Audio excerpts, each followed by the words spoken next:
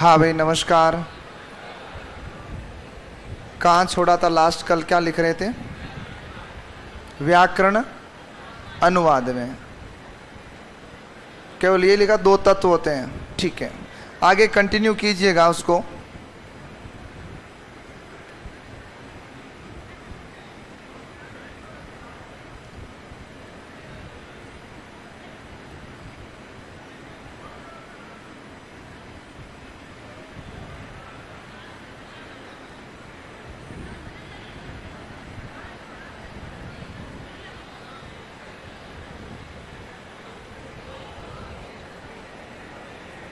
हाँ भाई, जहाँ दो तत्व छोड़े थे आगे लिखना शुरू करें व्याकरण अनुवाद विधि के लिए।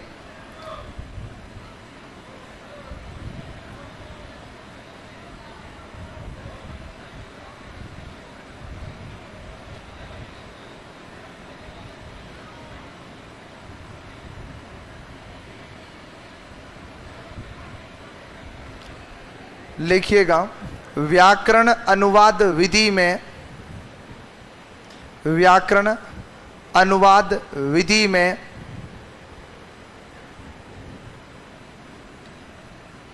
सर्वप्रथम, व्याकरण अनुवाद विधि में सर्वप्रथम सिखाई जाने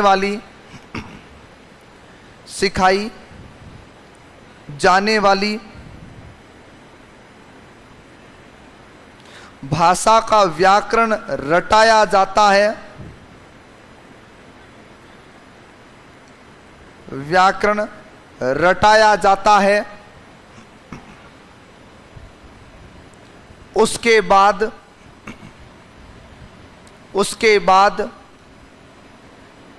वापस दोहरा रहा हूं, सुन लेना। व्याकरण शिक्षण के अंतर्गत या व्याकरण शिक्षण में सर्वप्रथम सिखाई जाने वाली भाषा का व्याकरण रटाया जाता है। उसके बाद उसका अनुवाद मातृभाषा में होता है। उसके बाद उसका अनुवाद मातृभाषा में होता है। मातृभाषा में होता है। लाइन चेंज करके लिखिएगा व्याकरण अनुवाद विधि में, व्याकरण अनुवाद विधि में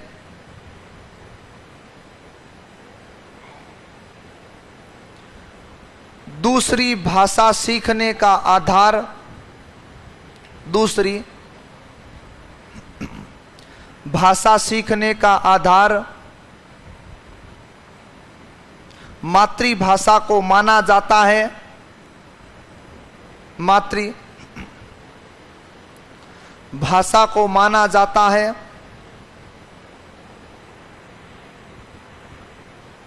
लाइन चेंज करके लिखे यह एक अमनोवैज्ञानिक विधि है। यह एक अमनोवैज्ञानिक विधि है।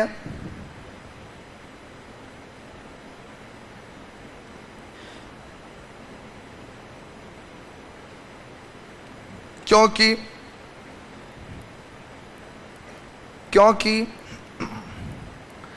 इस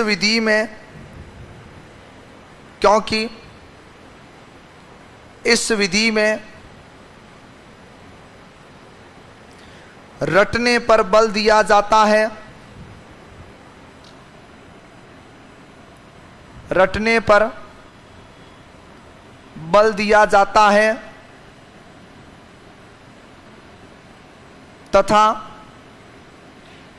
तथा इस विधि का दोष यह भी है, इस विधि का दोष यह भी है, इस विधि का दोष यह भी है कि इस विधि में केवल लिखने और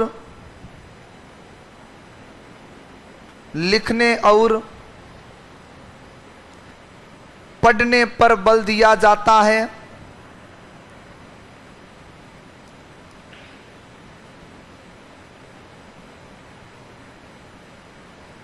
लिखने और पढ़ने पर बल दिया जाता है, अर्थात कौशलात्मक उद्देश्यों की पूर्ति, अर्थात कौशलात्मक उद्देश्यों की पूर्ति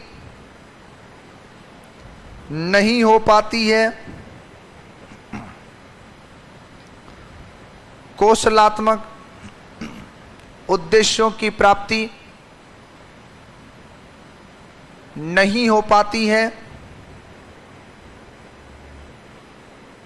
उसके बाद में लिखे व्यतिरेक विधि। व्यतिरेक विधि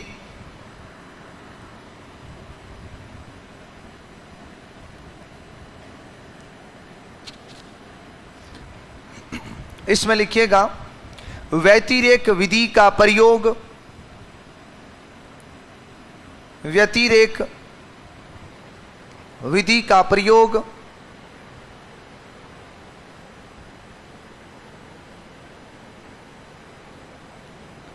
किसी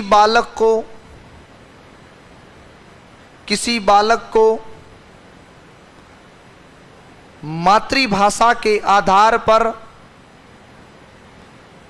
मातृभाषा के आधार पर, मातृभाषा के आधार पर ब्रैकेट बना के लिखो, सीखी हुई भाषा के आधार पर, जरूरी नहीं है कि मातृभाषा हो,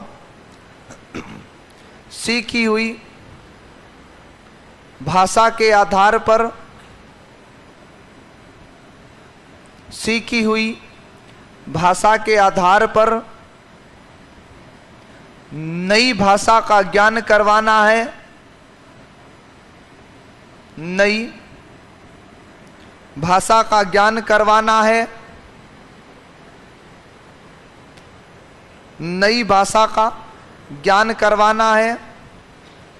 लाइन चेंज करके लिखिएगा व्यतिरेक प्रणाली में, व्यतिरेक प्रणाली में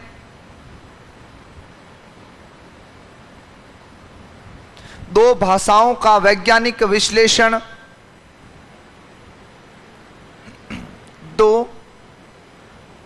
भाषाओं का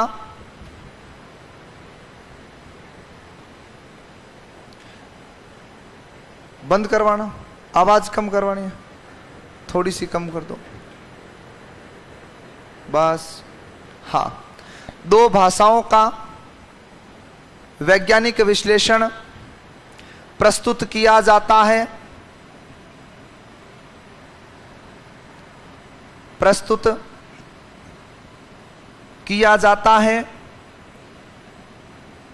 तथा दोनों भाषाओं की समानता बताते हुए, तथा दोनों भाषाओं की समानता बताते हुए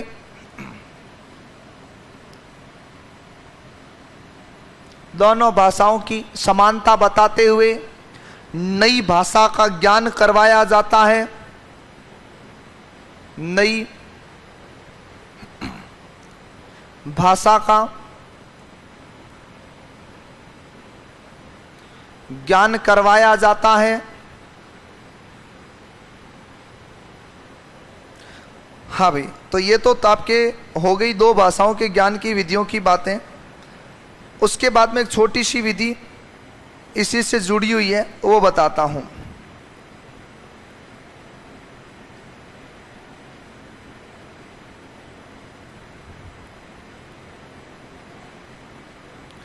द्विभाषी विधि।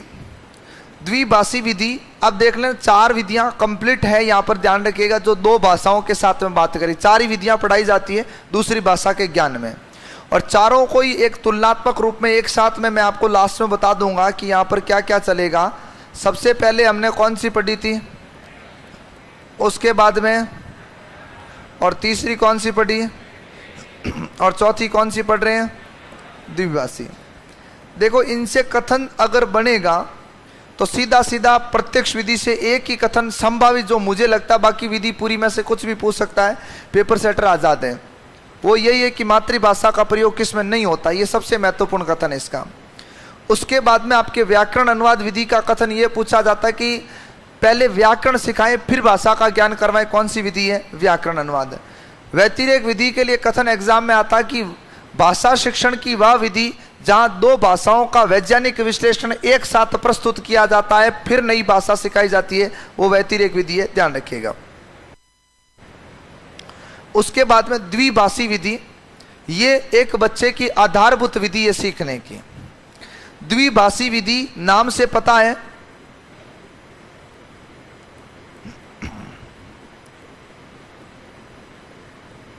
दो भाषाओं का प्रयोग होता है।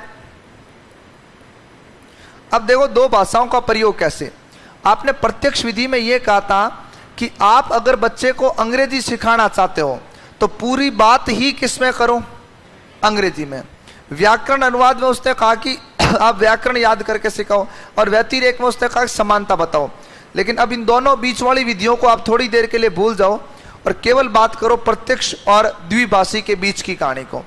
प्रत्यक्ष विधि आपसे कहती है कि जिस भाषा का तुम बालकों को ज्ञान करवाना चाहते हो उसमें ही तुम बातचीत करो। लेकिन द्विभाषी विधि में इसके प्रवर्तक डॉडसन ने कहा था, ये डेढ़ होशियार था, इस डॉडसन ने बोला था कि पूरा वाक्य तुम सिखाना भी चाहो तो भी बच्चा एकदम से नहीं सीखेगा, और वास्तव में नहीं सीखता है। जैसे अपने घर में कोई बच्चा है, छोटा आपके घर में बच्चा है कोई, वो स्कूल जाता है, और स्कूल जाता है वो इंग्लिश मीडियम में पढ़ता है या किसी भी माध्यम के स्कूल में जाता है।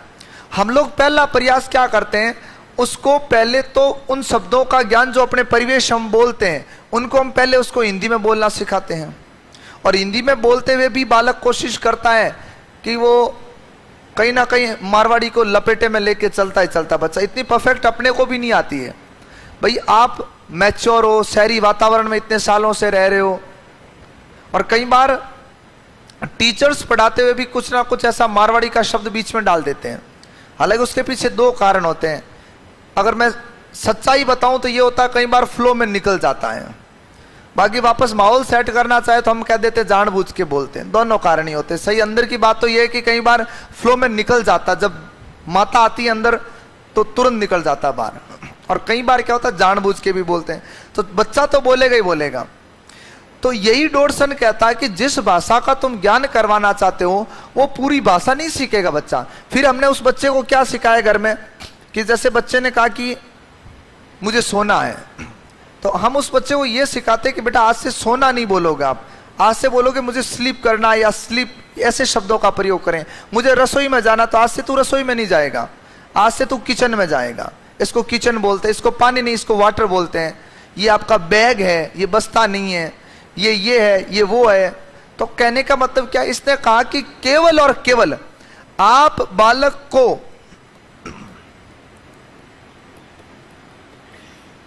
आवश्यक शब्द सिखाओ, क्योंकि इसने कहा कि भाषा हमेशा संश्लेषण की तरफ जाएगी सीखने की स्थिति में। ध्यान रखिएगा, संश्लेषण का मतलब क्या है।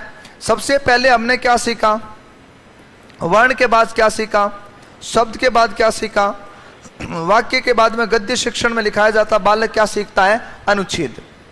अनुच्छेद एक ऐसे गद्यांश को कहते हैं जो अपन किसी बिंदु विशेष पर छोटा अंश लिखते हैं, उसको कहते हैं। तो इसने कहा कि बालक क्रमबद्ध रूप से सीखेगा, तुम एक दिन में चाहते हो सीख जाओ, नहीं सीखेगा। इसने प्रत्यक्ष विधि का दोष बताया था। ये दोष क्यों बताया, इसने कहा इसमें बहुत बड़ा तबका जो होगा बालकों का वो पलायन करेगा इससे। पूरा सेंटेंस बोलना कठिन होता है। अब सुनो चारों विधियां एक साथ में। इसमें तो भाषा सिखाई जाएगी, तो बातचीत ही किस भाषा में करनी है, उसी भाषा में। इसमें दूसरी भाषा सिखाने के लिए भाषा का क्या याद करवाओ। इसमें दो भाषाओं को एक साथ और मातृभाषा से जोड़ के पढ़ाएंगे। ये है, ये अपने हिंदी में ये पढ़ा जाता है, संस्कृत में ये है, ये हिंदी में पढ़ा जाता है, ये व्यतिरेक। लेकिन आपसे कहे भाषा शिक्षण की वह विधि जहां पर केवल आवश्यक शब्दों का अनुवाद किया जाता है, वो कौन सी विधि कहलाती है। और जो भाषा सिखाई जाती है इस भाषा को डोडसन ने कौन सी भाषा का नाम दिया था? लक्ष्य भाषा। अब सुनना आराम से, हालांकि इसमें कोई पंख नहीं लगाए हैं और ना ही कोई इसमें इसको गहना पहनाया है। प्रत्यक्ष विधि में भी जो दूसरी भाषा सिखा रहे वो अपनी लक्ष्य भाषा है, ध्यान रखिएगा। व्याकरण अनुवाद में दूसरी भाषा सिखा रहे वो भी अपनी लक्ष्य भाषा है। व्यतिरेक में दूसरी भाषा सिखा रहे वो भी अपनी लक्ष्य भाषा है। लेकिन इस शब्द का प्रयोग दूसरी भाषा के लिए केवल डोडसन ने किया था। सीधा आएगा भाषा शिक्षण की वह विधि जिसमें लक्ष्य भाषा का ज्ञान करवाया जाता है। अगर इसको मैं तार्किक रूप से लेता हूं तो चारों में ही है, और सैद्धांतिक रूप से लेता हूं तो केवल एक में है। वो कौन सी आपके सीधा सीधा याद रखना है, वो द्विभाषी विधि होगी, ये याद रखिएगा। हेडिंग डालो द्विभाषी, लिखो डोडसन और लिखना शुरू करो। कितनी 15 विधियां होगी? ये 16वीं है, 17वीं है, बस लक्ष्य के बिल्कुल नजदीक हो आप। हाँ, एक आप थर्ड ग्रेड का सिलेबस दे मेरे को। हाँ, रीट का सिलेबस है क्या किसी के पास? रीट का अभी अभी अभी अभी प्रिंट आउट है? हाँ, कोई नहीं, आप लिखते रहो, आपसे ले लेंगे। हाँ, लिखिएगा। रीट की बात कर रहा हूं, थर्ड ग्रेड की नहीं। अभी रीट की तैयारी कर रहे हो आप? थर्ड ग्रेड की, क्यों? रीट ही निकलता, हमारे मुंह से भी यही निकलता, रीट का बैच ले रहे हैं। अपना आदतन बीमार है।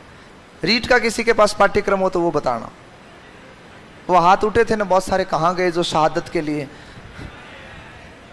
है? अभी भी घर पे है? घर पे मेरे भी पड़ा है सर, मैं ले आऊंगा कल। कोई नहीं, और छोड़ो, ऐसे कोई इमरजेंसी नहीं, तुम लिखो द्विभाषी विधि में। अरे मोबाइल में तो बहुत कुछ है सिलेबस के अलावा, वो दिखा तो। हाँ, लिखो द्विभाषी विधि में लिखिएगा डॉडसन, और लिखें द्विभाषी विधि का उद्देश्य, द्विभाषी विधि का उद्देश्य द्विभाषी विधि का उद्देश्य एक बालक को लक्ष्य भाषा का ज्ञान करवाना है। एक बालक को लक्ष्य भाषा का ज्ञान करवाना है। लक्ष्य भाषा का ज्ञान करवाना है। इस भाषा के अंतर्गत, इस भाषा के अंतर्गत, इस भाषा के अंतर्गत लक्ष्य भाषा के, लक्ष्य भाषा के, लक्ष्य भाषा के उन्हीं शब्दों का अनुवाद करवाया जाता है। उन्हीं शब्दों का अनुवाद करवाया जाता है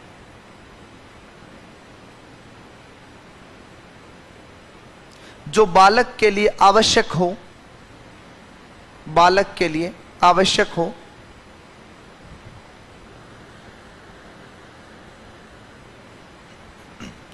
क्योंकि डॉडसन ने यह माना कि, क्योंकि डॉडसन ने यह माना कि,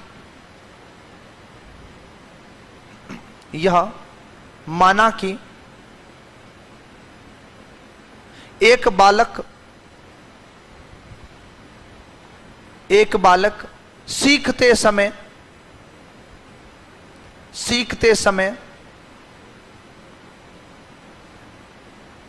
भाषा का संश्लेषण करता है,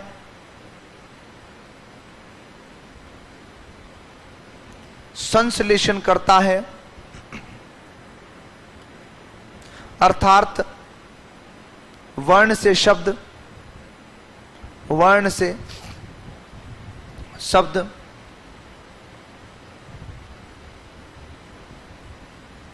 शब्द से वाक्य, शब्द से वाक्य आदि।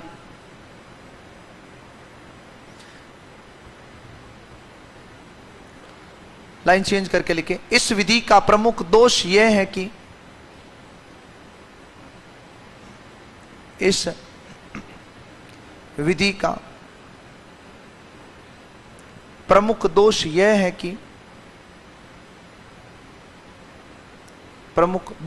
है कि इसमें केवल मौखिक पक्ष पर बल दिया जाता है। इसमें केवल मौखिक पक्ष पर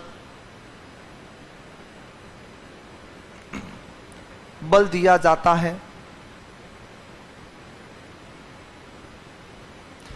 दोष है क्योंकि बाकी वाली स्किल इसमें विकसित ही नहीं होती है, ध्यान रखिएगा। अब सुने आगे की बात।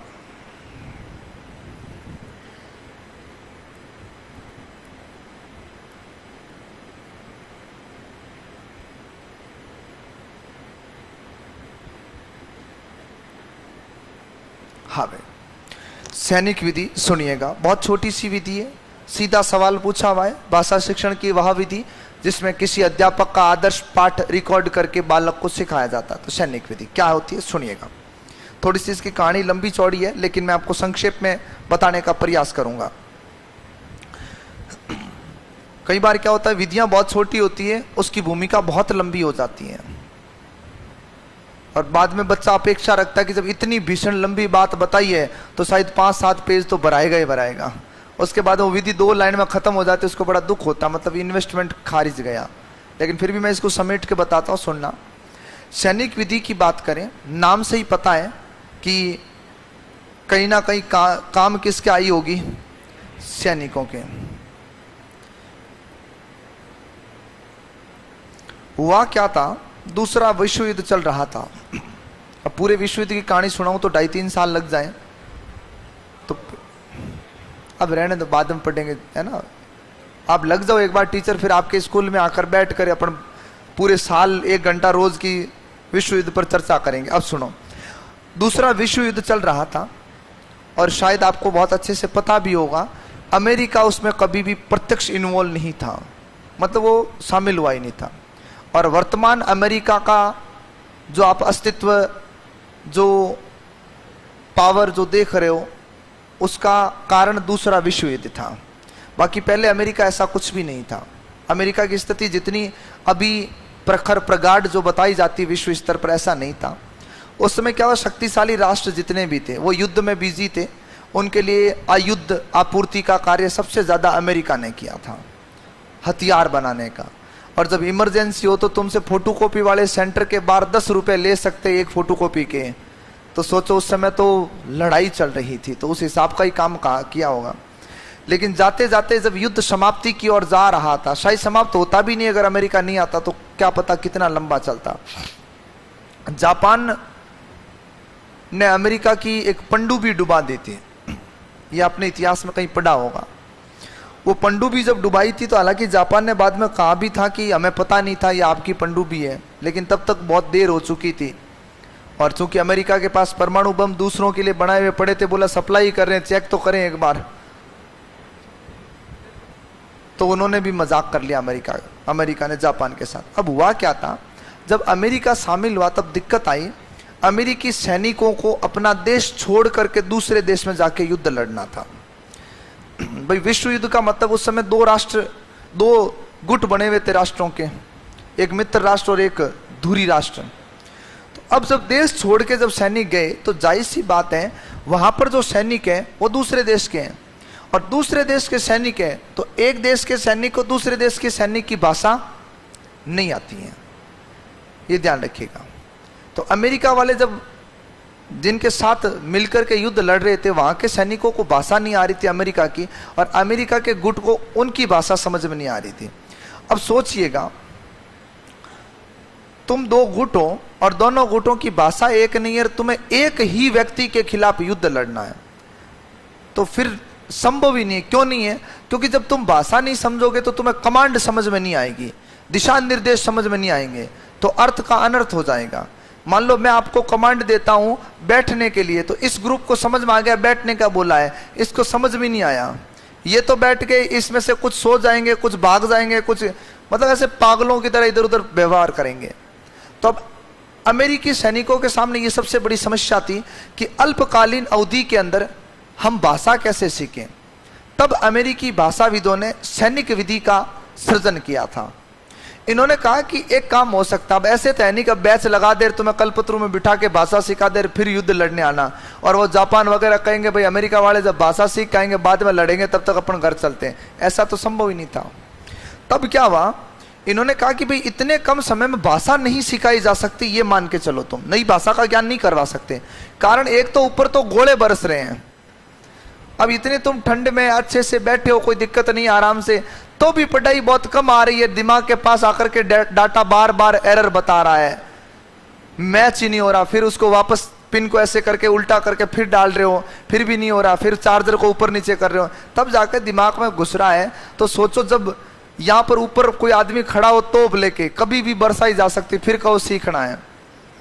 अभी एक सेकंड ग्रेड बैच के अंदर एक बच्चा नींद ले रहा था, प्रभाव क्या होता है, डर क्या होता है, उसको नींद आ रही थी, डायनासोर की तरह उबासी खा रहा था। मैंने उसको मना किया, मैंने कहा भाई देख दोपहर का समय, मैं खुद खाना खा के आया हूं जस्ट, तू ऐसे अंगड़ाई लेगा तो मेरा भी मन नहीं करेगा।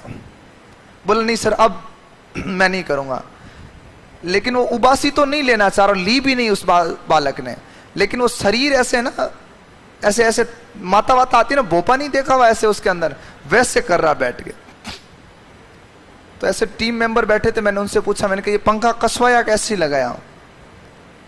पहले तो उसने हाँ ऐसे अपने पूछते ना, है नहीं है, ये कसवाया है कि ये सुबह गिर गया था ना उस बच्चे के ऊपर। बोला सर ऐसे ही टांगा हुआ, वो समझ गया ऐसे ही टांगा हुआ। मैंने कहा बेटा ध्यान रखना, ऊपर से पंखा कभी भी गिर सकता है। मजाल है कि उसको पूरी रात नींद आ जाए आज, उसको सपने में उसके ऊपर पंखा गिरेगा, आज देख लेना। इतना चौकस बैठा था, पूरी क्लास हो सकती है, पर वो ऐसे देख रहा है, ऐसे फिर लिख रहा है, नींद विंद नहीं आती है। तो सोचो जब उसको मैंने इतना सा बोला पंखा, फिर लास्ट में बोल के मैंने कहा बेटा पंखा कसा हुआ है, गिरा नहीं था। बोला है सर। मैंने कहा है कुछ नहीं है, गिरा नहीं था, ये ऐसे ही है। तो उस समय कैसे सीखे वो? तब उन्होंने कहा कि ऐसे भाषा सिखाना संभव नहीं है, अपन क्या करते हैं, कोडिंग प्रणाली निकालते हैं युद्ध के लिए, कुछ सांकेतिक ध्वनियां, जिसमें मान लो एक जैसे कू की आवाज आए तो शब्द का अर्थ नहीं लेना है, सभी लोग कू की आवाज में बैठेंगे, ऊ की आवाज में भागेंगे, इस आवाज में ये करेंगे, इस आवाज में ये करेंगे। ये सबसे सरल तरीका था, तेज गति से वहां युद्ध में प्रयुक्त होने वाली भाषा थी। लेकिन समस्या ये भी हुई है, बोला ये कू अगर उल्टा याद हो गया तो लेने के देड़े पड़ जाएंगे, क्योंकि इतने संकेत एक समय में याद थोड़ी रहते हैं। अब जैसे किसी को कू ऊ सुनाई दिया, ऊ कू जब एग्जाम में हो जाता, आगमन के पद निगमन में चिप जाते हैं, तो ये तो कू और ऊ तो मामला बैठना ही नहीं है। तब इन्होंने कहा एक काम करते हैं, इन आवाजों को रिकॉर्ड कर लेते हैं, और जब सैनिक खाली समय बैठे होते हैं तब इनको बार बार बार बार बार बार सुनाया जाए, और जब सुनाया जाएगा तो अभ्यास से सीख जाएंगे। ये तो थी इसकी भूमिका। अब आते हैं स्कूल में। स्कूल में तुम इसका प्रयोग क्या करोगे वो सुनना। तुम्हारी क्लास में तुम्हारी तरह एक होनहार छात्र है। मैंने आपको एक बार क्या 10 बार ये बात बताई है कि पाठ पढ़ाने के बाद में तुम हमेशा एक बात याद रखना, तुम उन बच्चों से पूरी कक्षा से, चाहे एक एक मिनट ही सही, एक बार एक एक लाइन ही सही, पढ़वाना जरूर। पहली बात तो ये है, ये पाठ्यक्रम से हटके बात कह रहा हूं, ईमानदारी से स्कूल में जाने के बाद तुम पढ़ाना जरूर। ये तो बात पाठ्यक्रम के नहीं है, ये मैं आपको वो बात बता रहा हूं जो आपका नैतिक धर्म होने वाला है। ऐसे नहीं 2 साल तक नया मुल्ला अल्लाह अल्लाह करता है उसके बाद पढ़ाओ नहीं, पढ़ाना है बच्चों को। वहां पर वो बच्चे आते हैं जो स्ट्रगल हमने देखा है, हमने किया, वो बच्चे वहां आते हैं। तो शानदार पढ़ाना, बढ़िया पढ़ाना है, पर इसके लिए तुम्हें खुद को पढ़ना पड़ेगा, ये मुझे भी पता है। क्योंकि अभी तो तुम्हें पावलो के कुत्ते, स्किनर ये याद है, गिनती पहाड़े याद नहीं है। अभी किसी से पूछ ले 7 का पहाड़ा, तो 7 में तो उस समय भी डाबा चूकी होते थे, अब भी मामला खराब ही है। तो पहली बात तो पढ़ाना ईमानदारी से तुम। कारण की बात, हिम्मत सर का एक कथन है, बड़ा अच्छा लगता है मेरे को। जानते हैं आप हिम्मत सर को, तो अपने यहाँ हिंदी पढ़ाते हैं। वो हमेशा एक ही बात कहते हैं, बच्चे आशीष देते हैं। हमेशा कहते हैं, जब भी मुझे मिलते एक ही बात कहते हैं, बहुत अच्छा पढ़ाना, अच्छी मेहनत करना, बच्चे आशीष देते हैं। और वास्तव में देते हैं। मैं आपको अच्छा पढ़ा के जाऊं, उसके बाद सवाल एग्जाम में सीधे आए और तुम्हारा सिलेक्शन हो, तो कहीं ना कहीं तो मन कहता ही है कि यार नहीं, कुछ भी हो जाए, उत्कर्ष के टीचरों ने अच्छा पढ़ाया था तब हमारा सिलेक्शन हुआ है। तो बच्चों को अच्छा पढ़ाना हमेशा, वास्तव में देर तलक सही, लेकिन दुआएं देते हैं, वो कहीं ना कहीं कबूल भी होती है। अब सुनो, तुम्हारी तरह एक बहादुर बालक है, होनहार होता है वो ठीक है, बहादुर भी है। अब आपने एक पाठ पढ़ाया, पाठ पढ़ाने के बाद में आपने बालकों से उच्चारण अभ्यास करवाया। हम जब किताब पढ़ते हैं तो अपने मस्तिष्क में दो तरह की आवाजें सुनाई देती हैं। अब आपको आज पता चला कि आवाजें दो तरह की सुनाई देती हैं। एक तो देती है अपने को वास्तविक ध्वनि सुनाई है, अगर वो सुनाई दे तब तो कोई दिक्कत ही नहीं है। लेकिन कई बार क्या होता है, अपने मस्तिष्क पटल पर बनने वाली तस्वीर जो है वो आवाज के रूप में आ जाती है, तब अपने विसंगति हो जाती है। कैसे होती है वो सुनना। एक पाठ में एक शब्द आया,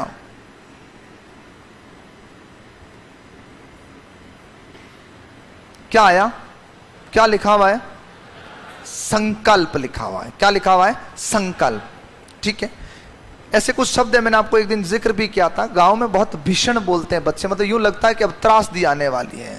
संकल्प, विकल्प, शब्द, ध्वनि, मतलब कभी कभी लगता है या तो हम ही गलत है, मतलब इतने कॉन्फिडेंस के साथ बोलते गलत।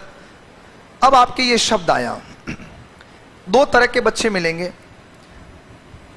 पाठ पढ़ाते समय एक बात हमेशा ध्यान रखना, आपकी नजर उस पाठ में होनी चाहिए, नहीं तो क्या होता, कठिन शब्दों को बच्चे छलांग मार जाते हैं, वास्तव में पढ़ते ही नहीं है। अंग्रेजी में मैं कर चुका और मेरे कई भाई बहन बैठे हो, आप भी कर चुके हो। अंग्रेजी पढ़ाते समय, अंग्रेजी गुरुजी पढ़ाते थे, अंग्रेजी तो मान के चलो नहीं आती, नहीं आती, बाकी याद करो एंड आईएनजी आता तब कितने जोर से उच्चारण करते थे, क्योंकि अपने को वो आता है। और जैसे ही बड़ी स्पेलिंग आते ही बच्चा, 99% बच्चों को खांसी आती है और उस खांसी में वो स्पेलिंग खा जाता है। या फिर मैंने आपको बताया वही तरीका है, पड़ोसी को शहीद करना, सर और एवे को नहीं, सर का ध्यान उधर, अपनी स्पेलिंग खा के छलांग लगाती है। तो कई बच्चे क्या होते, किताब तो पढ़ते हैं लेकिन कुछ शब्दों का उच्चारण वो खोटा करते हैं, इसके पीछे होता है वो उच्चारणगत सहजता में जाते हैं। अब पाठ पढ़ रहे थे, पढ़ते पढ़ते एक बच्चे ने संकल्प नहीं पढ़ के पढ़ा संकल्प। आपने तुरंत उस बच्चे को वहीं रोक दिया, बोला बेटा रुको एक मिनट, ये संकल्प नहीं है, ये संकल्प है। अब देखो, अगर बच्चा अपनी आवाज को सही सुन रहा है तो वो कह देगा हाँ सर, लेकिन आपकी तरह कोई होनहार विद्यार्थी होगा, वो कहेगा हाँ सर मैं सही तो पढ़ रहा हूं। इसका मतलब वो अपना उच्चारण नहीं सुन रहा है, अपने मस्तिष्क पटल पर बनी हुई तस्वीर, जिसको पूर्वाग्रह कहते हैं हम लोग, पूर्वाग्रह से ग्रस्त है वो। आप कह रहे हो बेटा बोलो संकल्प, वो कॉन्फिडेंस के साथ बोलेगा, इसीलिए मैंने कहा बहादुर बालक, हाँ सर संकल्प। अरे बेटा संकल्प होता है, तो हाँ सर मैं भी तो कह रहा हूं ये संकल्प होता है। अरे मैं संकल्प बोल रहा हूं, हाँ सर मैं भी संकल्प बोल रहा हूं। मतलब क्या हुआ, उस बच्चे को लग रहा है कि जो टीचर उच्चारण कर रहा है वही उच्चारण कौन कर रहा है, मैं कर रहा हूं। ध्यान रखिएगा। इसलिए क्या करते हैं, इन शब्दों को बार बार अभ्यास करवाना है। अब अभ्यास करवाने के इसका एक दोष भी इसका कारण के साथ दूंगा, ध्यान रखिएगा। एक तो ये हो गई शुद्धि। दूसरी बात, अब भाषा शिक्षण आपसे यहां यह कहता है कि सैनिक विधि के अंतर्गत यह सिद्धांत चलता है कि जब तक पूरी क्लास उस पाठ को अडॉप्ट और ऑब्जर्व सही तरीके से नहीं कर लेती है, उसका अवलोकन और उसको ग्रहण करने की कैपेसिटी, क्षमता विकसित नहीं होती है, तब तक आप आगे पाठ नहीं पढ़ाओगे। यह गुण है कि दोष है शिक्षण का। मैं एक विधि पढ़ा रहा हूं और मैं आगे विधि तब तक नहीं पढ़ाऊं जब तक पूरी क्लास सीख नहीं ले। यह गुण है कि दोष है, दोष है। भाई जो प्रतिभाशाली बालक है वो तो पहली बार में सीख गया, जो औसत बच्चा है वो अभ्यास से सीख गया। फिर बच्चे हम साल भर ही नहीं सीखे, इसका मतलब क्या वो साल भर चलाएगा उस पाठ को। और मारवाड़ में बच्चे बहुत भयंकर होते हैं, वो कभी भी आपको ये नहीं कहेंगे तुम लिख के ले जाओ मेरी बात को, जैसे उसका होमवर्क नहीं हुआ है। वो दूसरे दिन आके आपको कभी ये नहीं कहेगा मैंने पेन नहीं चलाया। वो आपसे दूसरे दिन पूछ लेना बेटा 3 पार्ट बाकी थे कितने रहे, सर आधा हो गया। इसका मतलब है उसने अभी तक कॉपी नहीं खोली है। दूसरे दिन फिर पूछना उससे, वो ये कहेगा सर आधे से थोड़ा ज्यादा हो गया। तीसरे दिन उसका जवाब हो सर थोड़ा सा रहा है, और चौथे दिन उसकी कॉपी गाय खा जाएगी। ये मारवाड़ में घटनाएं एक बार नहीं, 2 बार नहीं, हजारों बार इतिहास दोहराया जा चुका है। और दीपावली के गृह कार्य के समय तो हर स्कूल के अंदर 2 बच्चों की कॉपी गाय खाती थी, या भाई ने जला दी या कुछ कर दिया, छोटे भाई ने फाड़ दी, मतलब बैठा और लेके फाड़ दी उसने। ऐसा आज तक नहीं हुआ। एक आध पेज भाई फाड़ सकता है, ये मैं भी मानता हूं, बाकी भाई कॉपी नहीं फाड़ता, ध्यान रखेगा। अब सुनो यहां से बात। अब क्या हुआ, अब मैं आगे नहीं बढ़ाऊं तो ये तो दोष हो गया। तब यहां पर यह कहा जाता है कि जो कठिन शब्द होते हैं बालक के, या तो जिनका उच्चारण नहीं हो पा रहा है या जिनके अर्थ सही से बालक को नहीं पता है, उन कठिन शब्दों को आदर्श पाठ के रूप में क्या कर लिया जाए, रिकॉर्ड कर लिया जाए। और रिकॉर्ड करके बालक को कह दो कि बेटा इनको आराम से क्या करता रहे, अभ्यास करता रहे। जिस दिन सीख जाए उस दिन बता देना, अगले पाठ की रिकॉर्डिंग और दे दूंगा, ध्यान रखिएगा। तो बालक बार बार सुनता रहता है, और जब तक सुनता रहता तब तक क्या नहीं कर लेता है, सीख नहीं लेता है। तो सीधा सा सवाल पूछा जाएगा, एक बालक में उच्चारण संबंधी दोष पाए जाते हैं, शब्दों का गलत उच्चारण करता है, तो आदर्श पाठ के कठिन शब्दों को रिकॉर्ड किया जाता है, फिर बालक अभ्यास करता है। भाषा शिक्षण की कौन सी विधि है, सैनिक। लेकिन ये विधि एक नहीं है, और 2 विधियां पढ़ाऊंगा, ये सेम ही कथन चलेगा दोनों के लिए।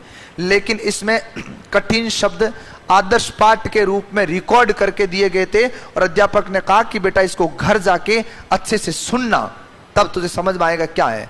तो ये अभ्यास करता। लेकिन इसके दोष बहुत सारे हैं, ध्यान से सुने। दोष नंबर 1, सबसे पहली बात, सीखने की गति खत्म है। क्योंकि छोटे बच्चे को अगर तुमने स्वतंत्र छोड़ दिया कि जिस दिन तुझे याद हो जाए उस दिन तुम आ जाना, तुम्हें लगता है कि बच्चा खुद आके कहे कि सर आज याद हो गया, आगे काम दो, कभी नहीं आएगा, ध्यान रखिएगा। बड़ा बच्चा ही नहीं आए और आ भी जाए और सीख भी लिया तो भी बच्चा कभी वापस आके नहीं बोलेगा मैंने सीख लिया, क्योंकि उसको पता है यार सीखा तो और झमेला देगा याद में। बड़ा बच्चा भी, और चलो तुम लोग सीख भी लो, मुझे क्या पता तुम सीखे कि नहीं सीखे, टेस्ट लूं, सारे गोले गलत काले करो, बोले शिक्षण विधियां एक भी समझ में नहीं आई, कोई मतलब ही नहीं है, सारे सवाल गलत हो रहे हैं। क्यों? तुमने सोच रखा गलत करना, ये ध्यान रखिएगा। तो पहली बात तो दोष ये होता है कि सीखने की गति क्या होती है, मंद होती है। दूसरी बात, इस विधि हेतु साधन उपलब्ध होना संभव नहीं है। टैप रिकॉर्डर, कैसेट इत्यादि प्रत्येक बालक के पास में होना असंभव है। अब आपको लगेगा टैप रिकॉर्डर में क्यों है, फोन में रिकॉर्ड कर देंगे, तो ये अपनी गलतफहमी है। जिस घर में टैप रिकॉर्डर नहीं है उस घर में फोन होने जैसी स्थिति नहीं है। तीसरा तर्क तुम्हारे दिमाग में दौड़ेगा, आज तो ऐसा कोई घर ही नहीं है जिस घर में मोबाइल नहीं है। गूगल पर जाके सर्च करना, भारत के कितने प्रतिशत परिवारों के पास में मोबाइल है। तुम्हें क्यों लगता है कि हर किसी के पास मोबाइल है? क्योंकि तुम सावन में अंधे हुए थे, इसलिए तुम्हें हरे रंग के अलावा कोई दिखाई नहीं दे रहा है। सावन का अंधा मतलब क्या होता है, हरा ही हरा दिखाई देना, मतलब सबको एक जैसा समझना। अपने आसपास में जो लोग बैठे हैं सबके पास क्या है, मोबाइल है। अपने घर में सब लोगों के पास क्या है, मोबाइल है। साधन अभाव क्या होता है, सरकारी स्कूल में जाओगे उस दिन पता चलेगा कि आज भी जीवन में साधन अभाव है। अरे लोगों के पास में पहनने के लिए, बच्चों के पास में जूते नहीं है, बच्चों के पास में जूते हैं तो सॉक्स नहीं है, सॉक्स है तो जूते नहीं है, इवन चप्पल तक नहीं है बच्चों के पास में। तो अपन कैसे उम्मीद करें कि ऐसी चीजें हैं, नहीं है। कभी भी गांव में महिला को जाके पूछना, ये मैंने मेरे माताजी से पूछा था सवाल कि मम्मी कितने प्रतिशत महिलाएं हैं, लगभग ये मान ले कि जिसके पास खुद का मोबाइल है। बोला आज तो एक भी लुगाई ऐसी नहीं है जिसके पास मोबाइल नहीं है, कुछ के पास तो 2-2 है। ये क्यों बोला उन्होंने? क्योंकि उन्होंने परिवेश में देखे हैं। बाकी पिछले महिला दिवस पर आंकड़ा जारी किया गया था, 45 से 55% गृहिणियां हैं जिनके पास में खुद का सेल फोन है, फोन नहीं है बाकी के पास में, ये ध्यान रखिएगा। और अपने को लगता है ऐसी कोई महिला हो ही नहीं सकती जिसके पास मोबाइल नहीं है, जबकि ये मैं गृहिणियों की बात कर रहा हूं, लड़कियों की बात नहीं हो रही है। गृहिणी जिसकी शादी हो चुकी है, घर संभालती है, कामकाजी महिला नहीं है, उनकी बात कर रहा हूं। कामकाजी के पास तो होगा, वो एक अलग मुद्दा, वो कामकाजी महिला के पास 100% के पास भी हो जाए, कोई मुद्दा नहीं करता है। तो ये चीज है, ध्यान रखिए। तो इस विधि का दोष है। तीसरा दोष इस विधि का ये है कि केवल इसमें दो ही कौशल विकसित होते हैं, एक तो मौखिक कौशल और एक श्रवण कौशल, ध्यान रखिएगा। तो ये तो है सैनिक विधि, लेकिन इससे जोड़ के एक विधि पढ़ा रहा हूं, इसी से जोड़ के, लेकिन थोड़ा सा फर्क आएगा, वो सुन लेना बढ़िया से।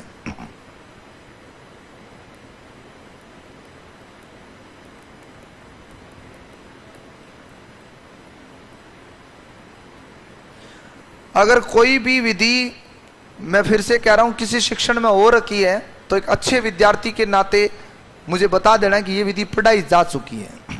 हाँ, आगमन निगमन मुझे पहले से पता था हो रखी है।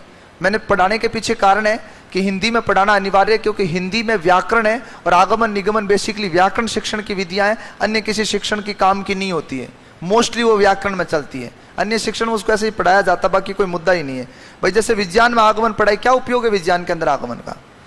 हम खुद लिखते हैं व्याकरण शिक्षण की विधि है, लेकिन उसको बताया जाता है कि विभिन्न प्रकार की घटनाएं, कारण इत्यादि जानते हैं, तो वो विज्ञान में भी होता है ऐसा। जैसे मान लो आपसे ये पूछ लिया जाए रमन प्रभाव के बारे में कि भी समुद्र का पानी नीला दिखाई देता है, नीला ही दिखाई देता है या कोई और रंग है? नीला ही है। हाँ, विज्ञान वाले स्टूडेंट कितने हैं यहाँ पर जिनके साइंस बायो था? हाँ, मतलब डॉक्टर बनने के हिसाब से बैठे थे बायो लेके ना, या और कुछ उद्देश्य था? रीट ने अच्छे अच्छों को लपेटे में लिया है, तुम तो खैर 12वीं पास बायो के हो, है ना। इंजीनियरिंग वाले एलडीसी में आते हैं। ऐसे इंजीनियरिंग वाले तो सबसे ज्यादा दुखी, पहले बीएड वालों का मामला बहुत खराब हुआ करता था, पहले मतलब 5-7 साल पहले शुद्ध बेरोजगार उसको माना जाता था जो बीएड करके बैठा है। अब हालत खराब है इंजीनियरिंग की। अभी था ना इनका तो अभियंता का दिन, किसके जन्मदिन पर मनाया जाता है? वो रमैया है, क्या नाम उनका? हाँ, विश्वेश्वरैया, हाँ, उनके जन्मदिवस पर था। तो उसमें इंजीनियरिंग वालों के बहुत सारे ऐसे बैंकर वीडियो डाले हुए थे। एक अक्षय सर के छोटा सा वीडियो डाला हुआ था, बड़ा अच्छा लगा था मेरे को। बोला इंजीनियर हो तो इंजीनियर से कभी शादी मत करना, क्योंकि घर में कोई कमाने वाला चाहिए। मतलब आप सोच सकते हो इंजीनियरिंग में बेरोजगारी की पराकाष्ठा क्या है। खैर, अपनो आर्ट्स वालों माता पोड़ी मत करो, अपने कोई मतलब वाली बात नहीं है। हाँ, अपन भी इंजीनियर ही है, ध्यान रखिएगा। बातें बनाने वाला भी इंजीनियर होता है, सुनो ध्यान से।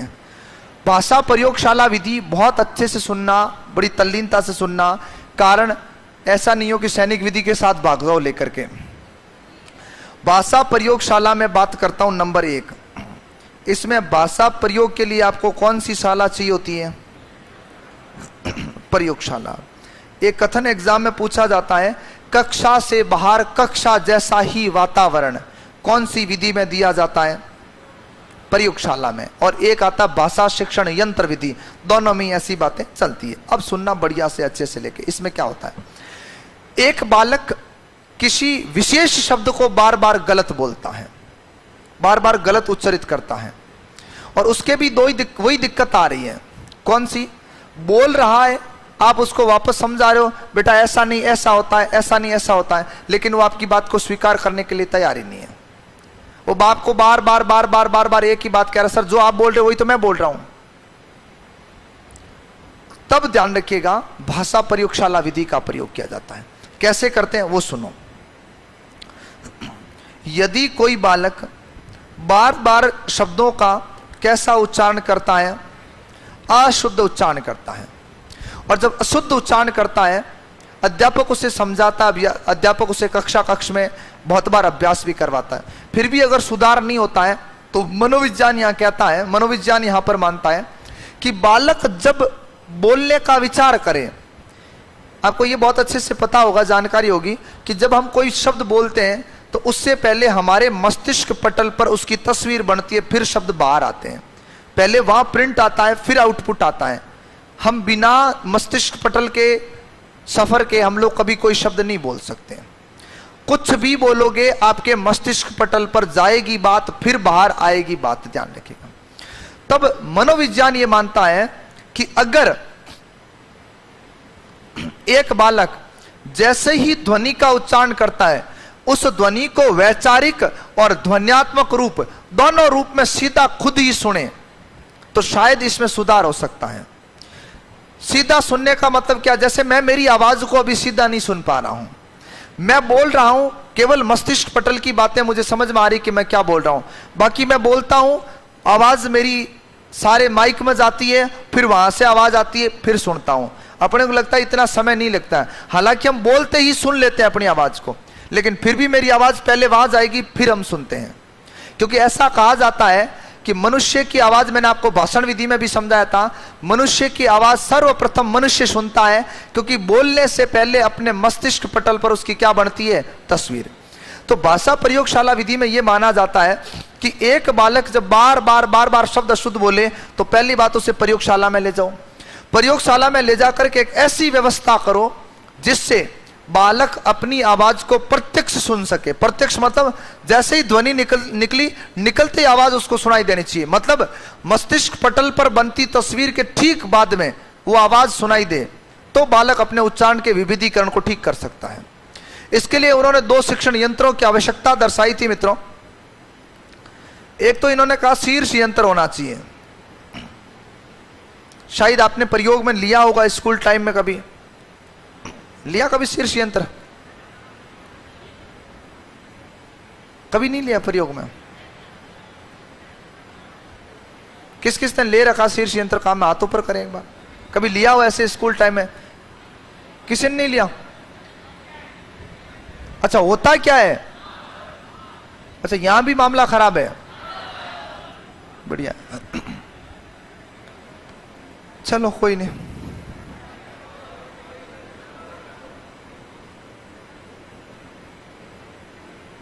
ये तो पता है क्या होता माइक? अरे ये माइक है, अपने माइक की फीलिंग उसके बिना आती ही नहीं है।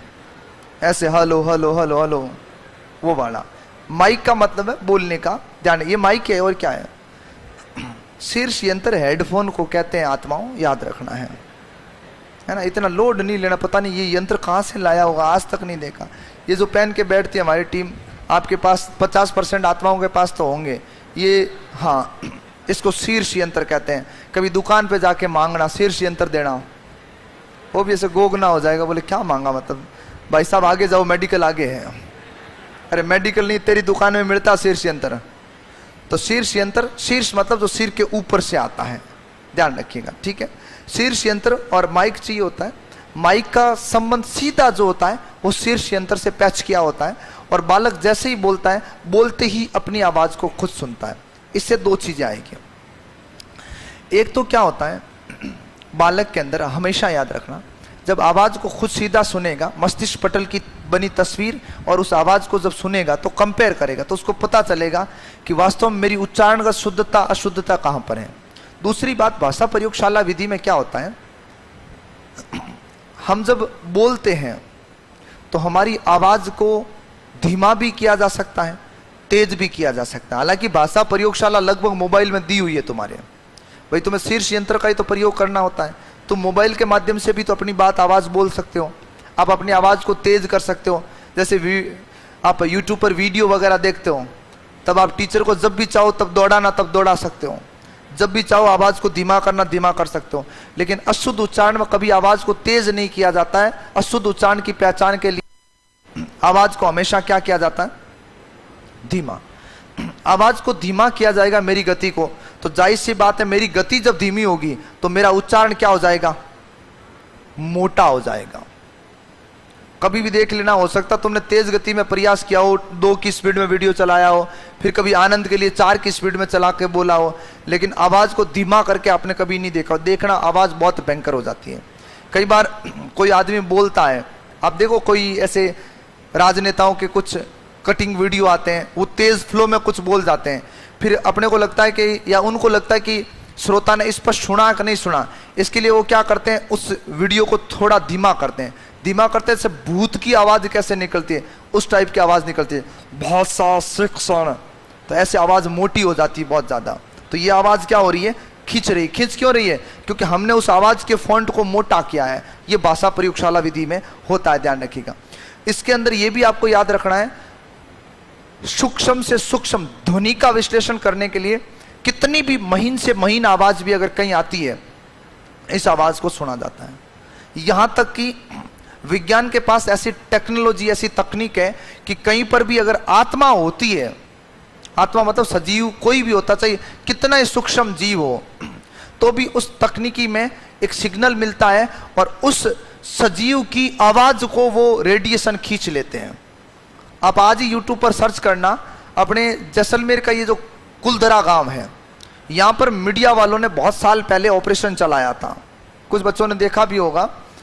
तो वो ऑपरेशन जब चलाया था तो वहां पर ऐसी मशीनें लगाई गई थी, तो मशीनों में उन्होंने ऑब्जर्व करने की कोशिश की कि लोग यहाँ कहते हैं कि भाई आत्मा है कि नहीं, अगर आत्मा है तो हम कर लेंगे। हालांकि उसमें अलग अलग तथ्य मिलते हैं, वो अपने कोई लेना देना नहीं है, लेकिन आप देखना वो उसको ऑब्जर्व करते हैं। तो भाषा प्रयोगशाला वो एक तरह की भाषा प्रयोगशाला है। भाषा प्रयोगशाला में सूक्ष्म से सूक्ष्म आवाज, इस हॉल के अंदर चीर शांति है, फिर भी उस विधि से तुम लोग अगर वहीं पर पिन गिराते हो और अगर पिन की आवाज वहां खड़े आदमी को अगर सुनाई दी, भले यहां तक नहीं आई है, फिर भी इस भाषा प्रयोगशाला विधि का यंत्र जो होगा वो उस आवाज को ऑब्जर्व और कैच करने की कैपेसिटी रखता है। सूक्ष्म से सूक्ष्म आवाज। और इसका प्रयोग क्या होता है, बहुत सारे लोग जब एक साथ बोलते हैं और उनमें से हमें एक आवाज को खींचना होता है तो भी ये खींच सकता है। आपको याद होगा एक मूवी आई थी, बहुत साल हो गए, तकरीबन 2015-16 के आसपास आई थी, जॉन अब्राहम अभिनीत एक मूवी थी, फोर्स 2 नाम था उस फिल्म का। उसके अंदर एक रो के एजेंट को या एजेंट वगैरह किसी को आतंकी को कोई पकड़ना था, तो उसकी एक वीडियो जो थी वो एक सीसीटीवी फुटेज में कहीं उनको फुटेज मिली थी। वो फुटेज कहाँ की थी, उनके पास लोकेशन नहीं आ रही थी। तो वहां पर अगर किसी को दृश्य याद आ रहा है तो उसमें एक दृश्य था मूवी का, वो एक भाषा प्रयोगशाला था। वो उसमें उन्होंने क्या किया, सबसे पहले सब आवाजों को शांत किया और जो दूर तलक आवाज सुनाई दे रही थी उसको उन्होंने कैच करने का प्रयास किया। और सबसे पहले उनको पानी की आवाज सुनाई देती है, कल कल कल कल की आवाज, जहां से पानी बह रहा है। इसका मतलब उन्होंने ये अनुमान लगाया कि निश्चित रूप से इस स्थान के आसपास जहां वो रोज आता है वहां नदी है। फिर उसके बाद जो आवाज थी उसको सुना तो वहां पर पक्षियों के चहकने की आवाज आई। इसका मतलब वहां पर जू यानी चिड़ियाघर है। इसके बाद में उन्होंने एक घंटे की आवाज सुनी। घंटी मंदिर में बजती है, घंटा जो बजता है वो चर्च में बजता है। यानी इन्होंने एक ऐसी लोकेशन बनाई इस शहर में कि एक शहर में ऐसा स्थान है जहां नदी, चिड़ियाघर और चर्च तीनों एक ही जगह पर है। ये बहुत कम हो सकता है ऐसी संभावना कि तीनों एक जगह हो जाए, ये कोइंसिडेंस 10 जगह तो नहीं हो सकता। और चलो 10 जगह है तो कम से कम ये तो पता चला कि पूरा शहर छानने की बजाय 10 दिनों में 10 स्थान को छाना जाए और फिर वहां से पकड़ते हैं उसको। तो ये भाषा प्रयोगशाला है, ध्यान रखिएगा। इसमें और लाभ क्या है, बालक जब अपनी ही आवाज को खुद बार बार सुनता है तो उसके अंदर बोलने की अभिक्षमता का विकास होता है, उसके अंदर कॉन्फिडेंस आता है। आपने कभी देखा होगा गीत इत्यादि जब रिकॉर्ड किए जाते हैं, जो गीत गाता है वो हमेशा ही शीर्ष यंत्र लगा के गीत गाएगा, ये ध्यान रखें। अब कई बच्चों से पूछा ऐसा क्यों करता है, बाहर की आवाजें सुनाई नहीं दे इसलिए करता है। अरे पागल आत्मा, वो स्टूडियो में रिकॉर्ड करता है, वो सोचती कि चौराहे के उस गुमटी में खड़ा होकर फिर नहीं कर रहा है कि इधर वालों को बोल रहा फिर गीत गा रहा, फिर तुम आ जाओ तुम आ जाओ। स्टूडियो में वैसे भी आवाज नहीं आती किसी की। अगर स्टूडियो में आवाज आए तो उसका केवल एक ही उद्देश्य, बाहर की आवाजों से कुछ नहीं होता है। हालांकि हमारी धारणा पहले से यही थी, मेरी भी धारणा यही थी। जब देखा पहली बार पता नहीं था, तब ये सोचते थे कि ये ऐसे बंद कर लेने से बाहर की आवाजें नहीं सुनाई देती है। सुनाई नहीं दे रही तो क्या होगा, उसमें रिकॉर्ड तो हो ही जाएगी ना साथ में। अब वो गीत गा रहा और उधर से किसी ने कुछ विशेषण शब्दों का प्रयोग कर लिया आपके लिए, तो गीत में तो आ गया वो, तो मामला खराब हो जाता, ध्यान रखिएगा। तो केवल अपने आत्मविश्वास को बढ़ाने के लिए इसका प्रयोग किया जाता है। तो दोनों विधियों में अंतर क्या है, उसमें आदर्श पाठ रिकॉर्ड होता है और इसमें प्रत्यक्ष बच्चे को प्रयोगशाला में ले जाकर के खुद के उच्चारण का अभ्यास करवाया जाता है। इसमें सूक्ष्म आवाजों की जानकारी ली जाती है। इसमें 2 आपके शिक्षण यंत्र चाहिए होते हैं, एक तो शीर्ष यंत्र चाहिए होता है, एक माइक चाहिए होता है। वहां केवल टेप रिकॉर्डर और कैसेट चाहिए होते हैं, ध्यान रखिएगा। हेडिंग डालो सैनिक विधि और लिखना शुरू करो।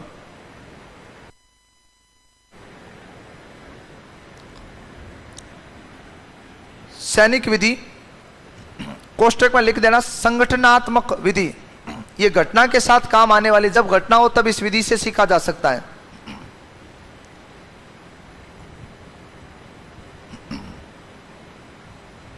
लिखिएगा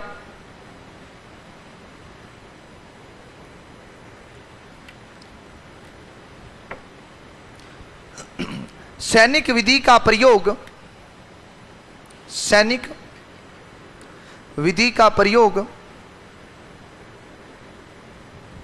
दूसरे विश्व युद्ध के समय, सैनिक विधि का प्रयोग दूसरे विश्व युद्ध के समय अमेरिकी भाषाविदों ने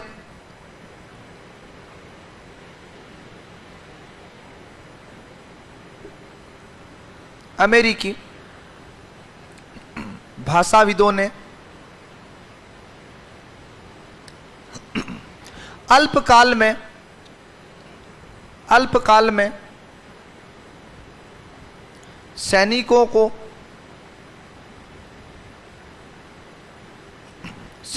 को भाषा सिखाने हेतु किया। अल्पकाल में सैनिकों को भाषा सिखाने हेतु किया।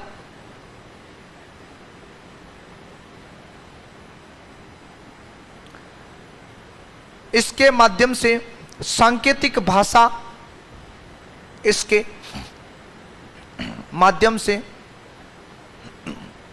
सांकेतिक भाषा ध्वन्यात्मक रूप से सिखाई गई।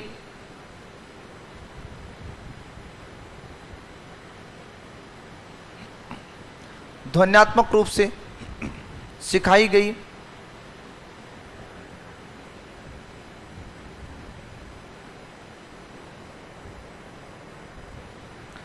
लाइन चेंज करके लिखिएगा।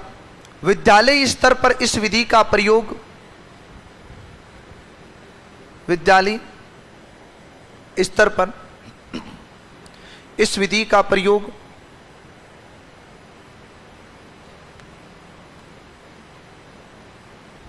उच्चारण अभ्यास के बाद किया जाता है। उच्चारण अभ्यास के बाद किया जाता है।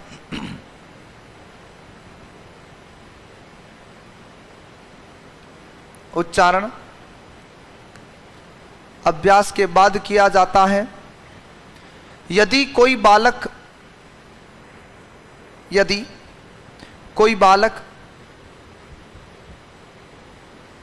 कठिन शब्दों के अर्थ नहीं बता पाता है,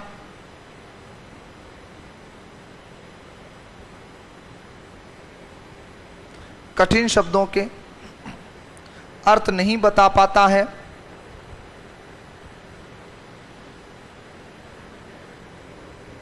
कठिन शब्दों के अर्थ नहीं बता पाता है,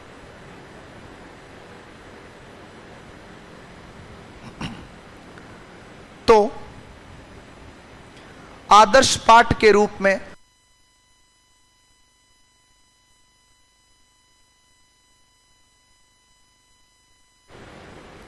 क्या लिखा था? आदर्श पाठ के रूप में अध्यापक का वाचन रिकॉर्ड किया जाता है। अध्यापक का वाचन रिकॉर्ड किया जाता है।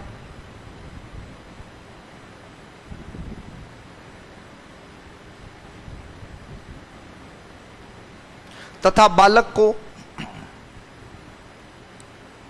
को अभ्यास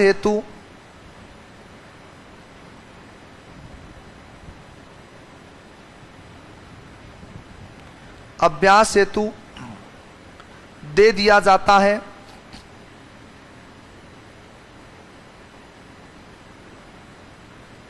दे दिया जाता है। बालक तब तक अभ्यास करता रहता है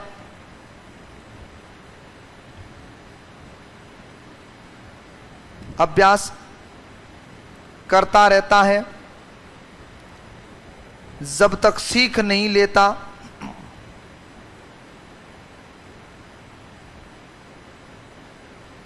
सीख नहीं लेता।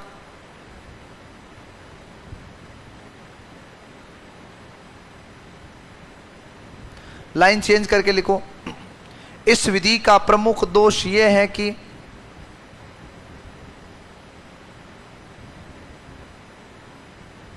इस विधि का प्रमुख दोष यह है कि सीखने की गति मंद होती है। सीखने की गति मंद होती है। सीखने की गति मंद होती है तथा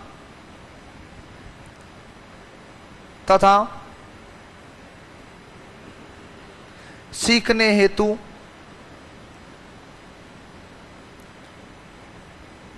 हेतु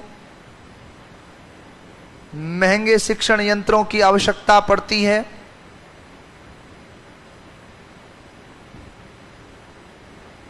महंगे शिक्षण यंत्रों की आवश्यकता पड़ती है।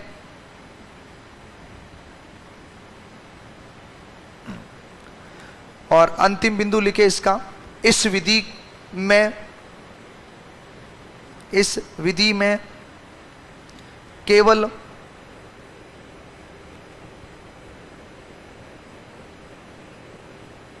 मौखिक कौशल का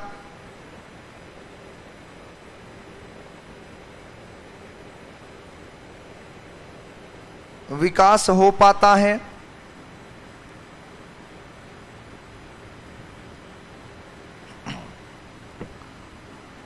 हाँ भाई, एक बार सिलेबस का कंपैरिजन मैं आपको हल्का सा बता देता हूं कि पिछली बार क्या बिंदु नहीं लिखा हुआ था फिर भी आया है या उससे पहले आया था। हाँ, रीड का सिलेबस मिल गया मेरे को। देखो पिछली बार अपने जो ये लाइन लिखी हुई है हूबहू सीधी है। कौन सी? भाषा कौशलों का विकास ये था। शिक्षण की चुनौतियां इस बार भी है। भाषा शिक्षण के उपागम इस बार भी है। मूल्यांकन की विधियां इस बार इन्होंने अलग से लिखा हुआ है। ये आपके बिंदु अलग से पूरा डिटेल से देना, जो साइको में पढ़ोगे वो पढ़ना, मैं पढ़ा दूंगा वैसे इसको।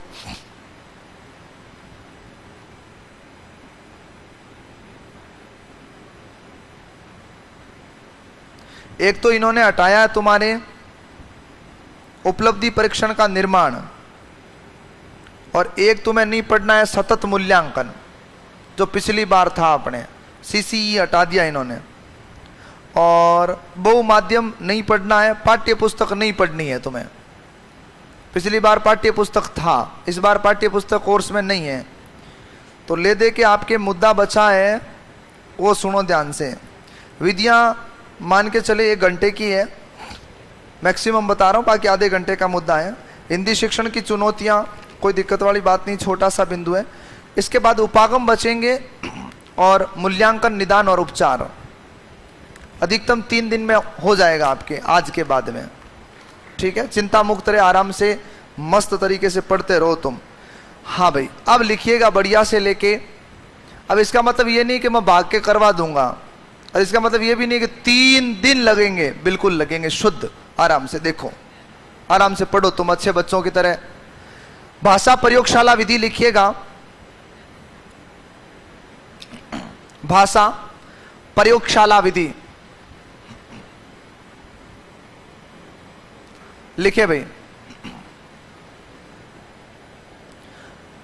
भाषा प्रयोगशाला विधि का प्रयोग, भाषा प्रयोगशाला विधि का प्रयोग, भाषा प्रयोगशाला विधि का प्रयोग बालक के उच्चारण अभ्यास हेतु किया जाता है। बालक के उच्चारण अभ्यास हेतु किया जाता है। उच्चारण अभ्यास हेतु किया जाता है। एक बालक जब कक्ष में एक बालक जब कक्ष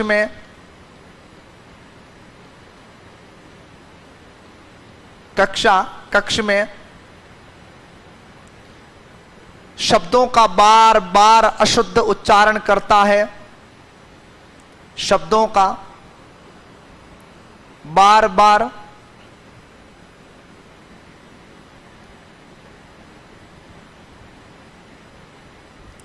अशुद्ध उच्चारण करता है, तो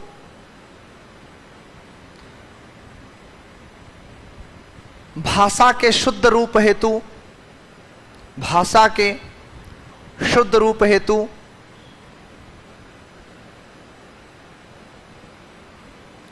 प्रयोगशाला का प्रयोग किया जाता है, प्रयोगशाला का प्रयोग किया जाता है।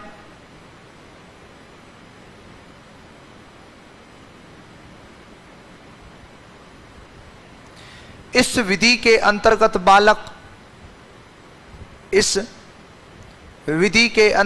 बालक माइक तथा शीर्ष यंत्र का प्रयोग करता है, शीर्ष यंत्र का प्रयोग करता है,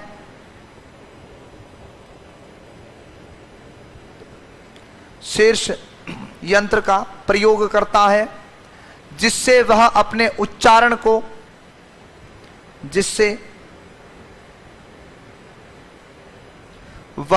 उच्चारण को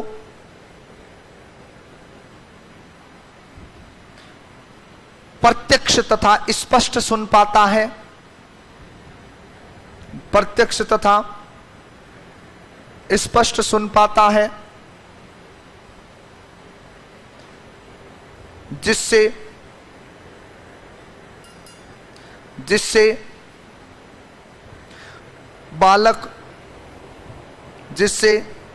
बालक अपने उच्चारण संबंधी दोष जान लेता है, उच्चारण संबंधी दोष जान लेता है,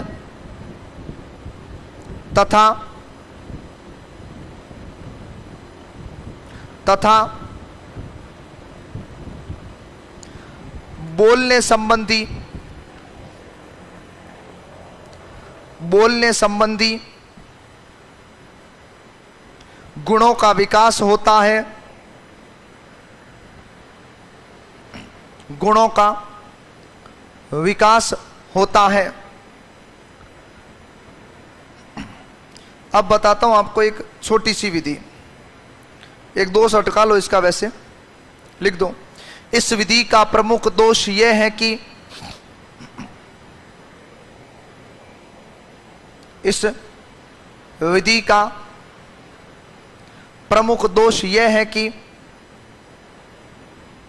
इसमें सुनने और बोलने पर ही बल दिया जाता है, इसमें सुनने और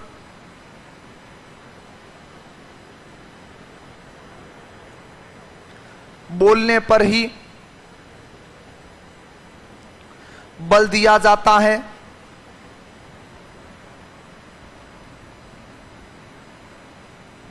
हाँ भाई, अब सुने।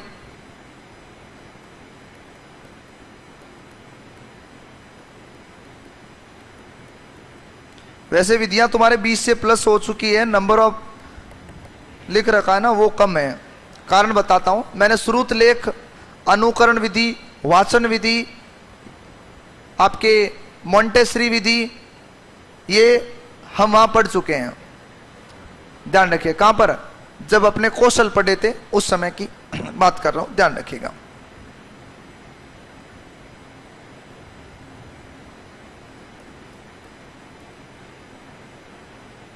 हाँ भाई, भाषा शिक्षण यंत्र विधि कुछ इसी प्रकार की विधि है। इसमें क्या होता है वो सुनो ध्यान से, भूमिका सुनो, इसका प्रयोग क्या है। जैसे आपको एक कक्ष में पाठ पढ़ाया गया,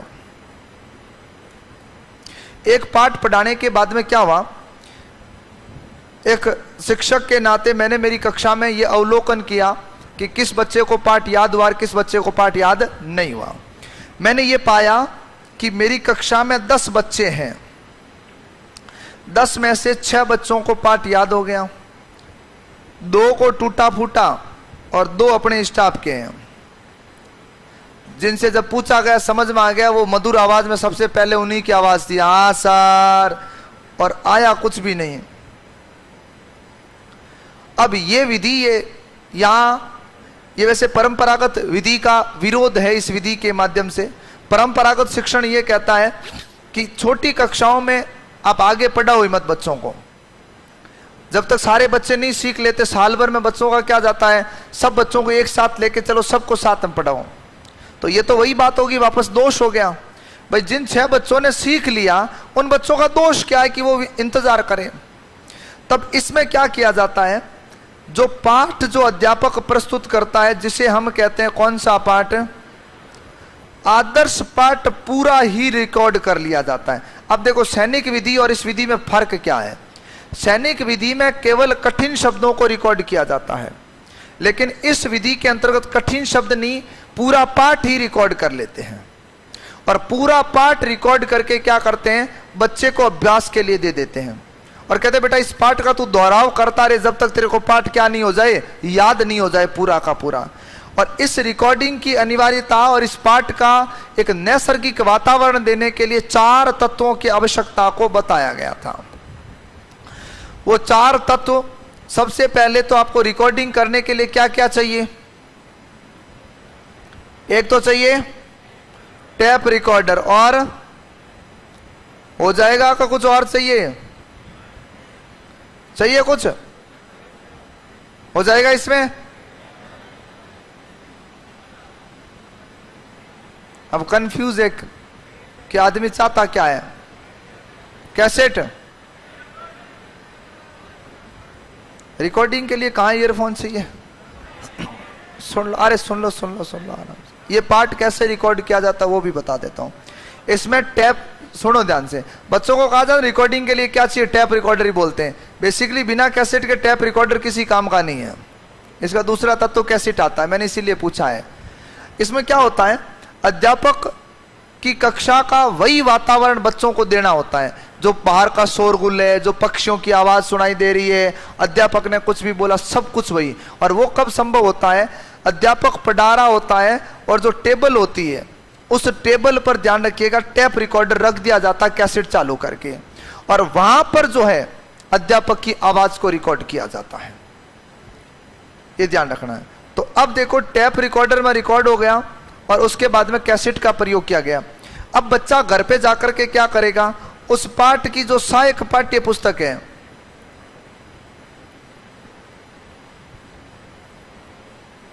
सहायक पाठ्य पुस्तक है, वो काम में लेगा। तो तीसरा तत्व क्या हुआ, सहायक पाठ्य पुस्तक। हमेशा याद रखे, वैसे इस बार तो तुम्हारे पाठ्य पुस्तक है ही नहीं कोर्स में, बाकी याद रखना पाठ्य पुस्तक साधन है, साध्य नहीं है, ये याद रखें। साध्य उसको कहते हैं जिसके लिए हम साधनों का प्रयोग करते हैं। तुम्हारे लिए अध्यापक का पद साध्य है, बाकी चाहे मैं हूं, चाहे आपका सिलेबस है, चाहे आपकी किताबें हैं, सब कुछ आपके साधन है, ध्यान रखिएगा। आप इनका प्रयोग करते हुए अपनी मंजिल तक जाओगे, ये ध्यान रखिएगा। और इसके अलावा चौथा तत्व आता है, वो आता है क्या,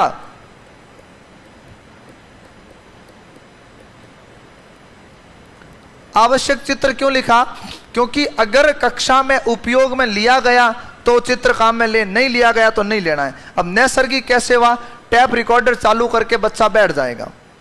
अब उसको यह अनुभूति होगी कि गुरुजी खुद बोल रहे हैं, और चूंकि गुरुजी बोल रहे कैसेट में, उसके बाद में वो पाठ को ऐसे उलटते जाएगा, साथ में पढ़ते जाएगा। गुरुजी कहेंगे यहाँ अंडरलाइन करो, बच्चा उस पर वापस दोहराव करेगा, और जो कक्षा के बच्चों से वो पिछड़ गया था, उन बच्चों के वो क्या पहुंच जाता है, बराबर पहुंच जाता है, ध्यान रखिएगा। तो इसकी लिखा पढ़ी कल करेंगे अपन।